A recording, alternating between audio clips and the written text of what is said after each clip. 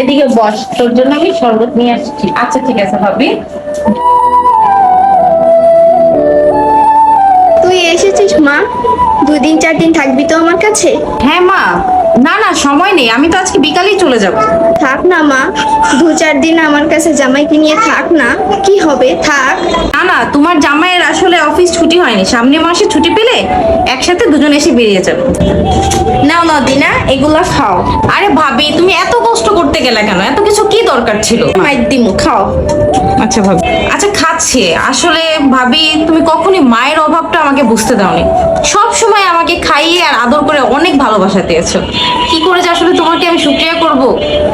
কিরে তুই কখন আসলি? যাও যাও, দিনের গরুর মাংস পছন্দ, বাজার থেকে গরুর মাংস নিয়ে আসো। তুমি যাও। এত বেশি কথা কও কেন? যাও নিয়ে আচ্ছা আসো। বাবা, যেতেছি। তো ভাবি আর মা, তাহলে আমি আজকে চলে গেলাম। দিনা, সাবধানে যেও, বাসায় গিয়ে একটা ফোন দিও। আসলে ভাবি, সত্যি বলতে তোমাদেরকে ছেড়ে যেতে আমার একটু ইচ্ছা করে না, কিন্তু কি আর করবো। তোমাকে কে যেতে বলেছে? থেকে যাও তুমি।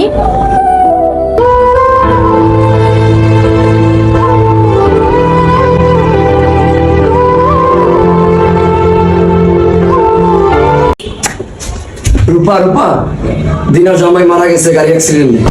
এর ভিতর মা এর খবর পেয়ে স্ট্রোক করে মারা গিয়েছে।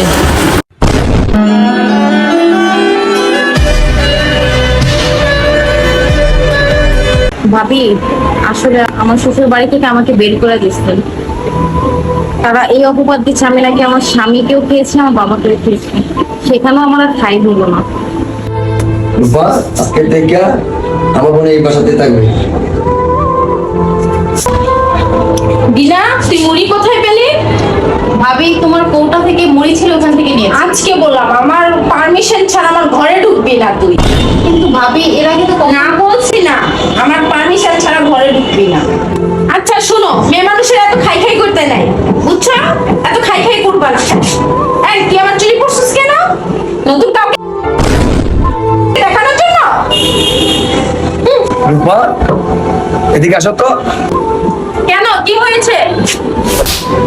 তুমি মানুষ থেকে অমানুষ হয়ে গেছো। আসলে দিনের জামাই বেঁচে ছিল, তাকে কত ভালোবাসতা। তুমি নিজে না খাওয়াই তার তুমি ওকে খাওয়াইতা, আর তুমি আজ তাকে দেখতে পারো না, জামাই নেই বলে। না রে ভাই, ভাবির কোনো দোষ নেই। পৃথিবীর প্রত্যেকটা বিধবা ননদেরই আসলে এই অবস্থায় পড়তে হয়। স্বামী ছাড়া কোনো নারীর মূল্য নেই। আরে তুই কই যাচ্ছিস? ভাইয়া, আসলে আমার ডেড বডিটা যদি তোদের বাসায় পড়ে থাকে, তোদেরকে পুলিশে ধরবে। আমি চাই না আমার জন্য তোদের কোনো ঝামেলা হোক। তুই কি পাগল হয়ে গেছিস?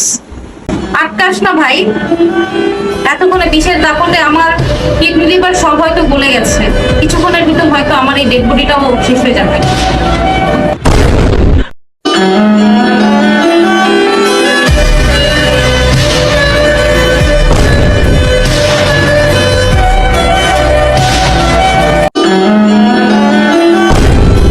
এই গল্প থেকে এটা বুঝতে পারলাম, পৃথিবীতে স্বামী বাবা ছাড়া একটা নারীর কোনো মূল্যই নেই। প্রত্যেকটা নারীরই কিছু না কিছু করা উচিত, যাতে কারো কাছে সে বোঝা না হয়ে যায়।